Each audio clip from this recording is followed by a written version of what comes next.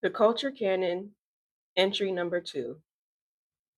Glory, My Experience with Beauty, Body Image, and Societal Pressures. Originally published June 30th, 2025. I've experienced numerous changes. I can see these changes in the body. I can feel these changes in my body. All of the small new details in my body are the pages in the book of my life story. Since experiencing the height of the COVID-19 pandemic in its epicenter, I've become more mindful of being grateful for and gracious to my body.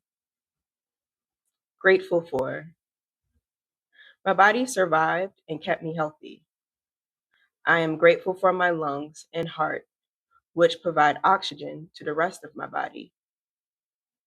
I am thankful for my brain for rewiring itself and forming new connections to keep my mind sane over time.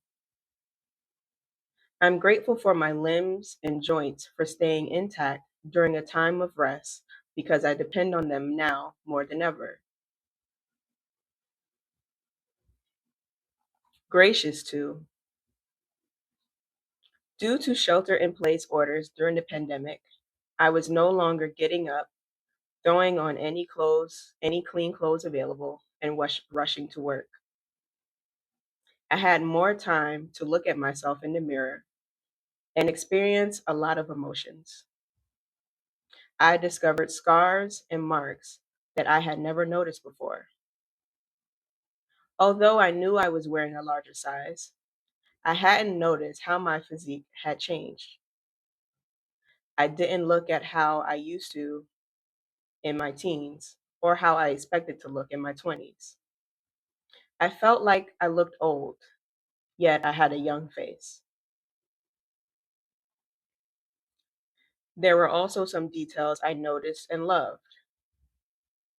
I used to get bullied for how long my toes looked in my sandals. However, by this time, my feet looked perfect to me. I was in love with them. I started doing my pedicures during this time. It was relaxing, and I felt like I was thanking my body for providing me with the perfect feet. They got me to and from work every day and happy hour afterwards.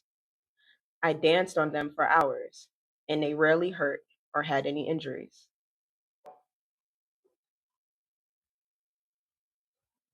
Emotional weight. I wonder if my sadness or confusion is manifesting itself in physical pain and discomfort. Sometimes I experience sharp, sudden pains in specific areas or tightness in certain muscles. During one of my worst bouts of depression, I also learned I had a fibroid. One fibroid was terrorizing my uterus and resulted in some of the worst menstrual cramps I've ever experienced. The night I found out my cousin died, tragically, my menstrual cycle started almost 2 weeks earlier than usual. The grief, on top of the already exacerbated menstrual pain, was unbearable. I work a very physically active job. On my worst days, I feel very sluggish and can barely keep my eyes open. I'll get random muscle spasms or cramps out of nowhere. Then, after a short conversation or laugh, it all goes away and I feel brand new. My toes are damaged from not wearing the proper shoes to work, and it bothers me. I feel like all of my emotional discomfort and anxiety are showing themselves in my toes. I find myself rushing to put on socks to avoid looking at them. I avoid looking at things I don't like about my body because facing the sight feels like a pile-on. Insecurities and societal pressures. I was always very insecure about my body. Coming of age during the BBL era, I was embarrassingly in a constant mental and emotional battle of whether I should or should not get surgery. I wanted to have the perfect body, but I didn't want to risk the botched results we see today. If I'm being honest, my financial troubles probably prevented me from making a regretful decision at a young age. I had nice clothes growing up, but I often felt overwhelmed by my outfits. They were either too big for me, too restrictive, or had a weird texture.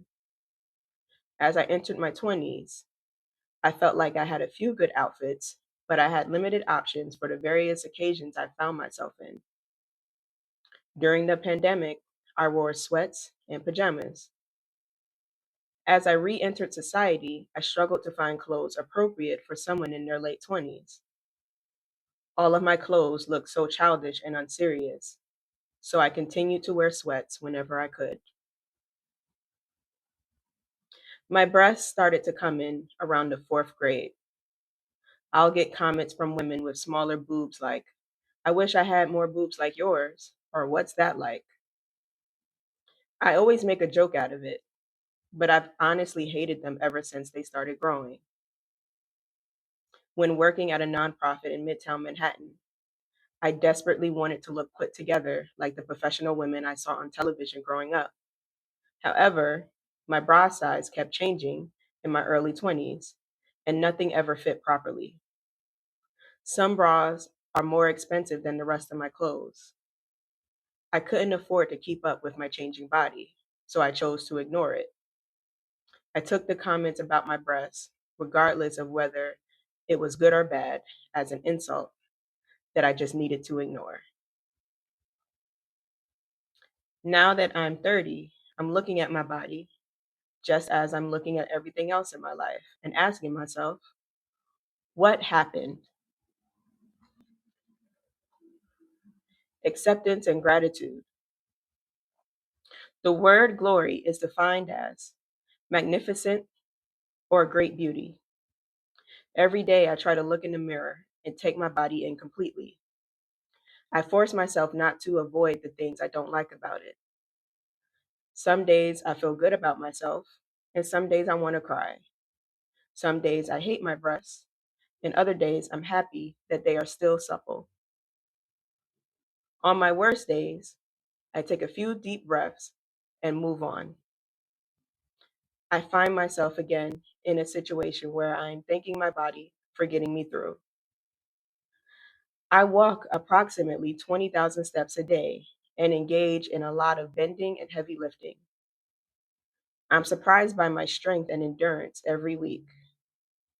I never expected to be in this situation, and I never knew my body could handle so much. I have 3 gray hairs in the center of my head. When I first noticed them, I wasn't even upset.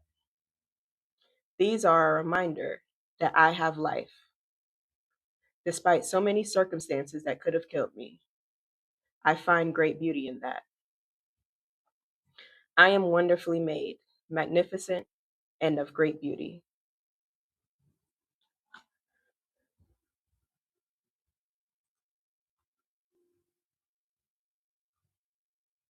The CYACA Audio Experience is an audio recording of essays and other experiences created by Cheyenne Yvette. I'm Cheyenne Yvette, visual artist and art director of the Cheyenne Yvette Art and Culture Archive, a creative studio and digital archive. My mission is to educate and express diverse Black American perspectives through art and experiences. Please support by shopping from my gift shop, Magnetism Corner. Tastefully curated gifts for art collectors, including limited edition prints and apparel.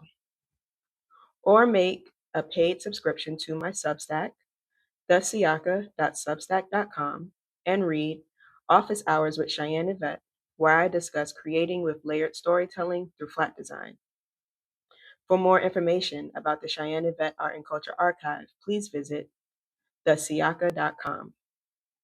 You can listen to the CYACA Audio Experience on Tuesdays wherever you listen to podcasts.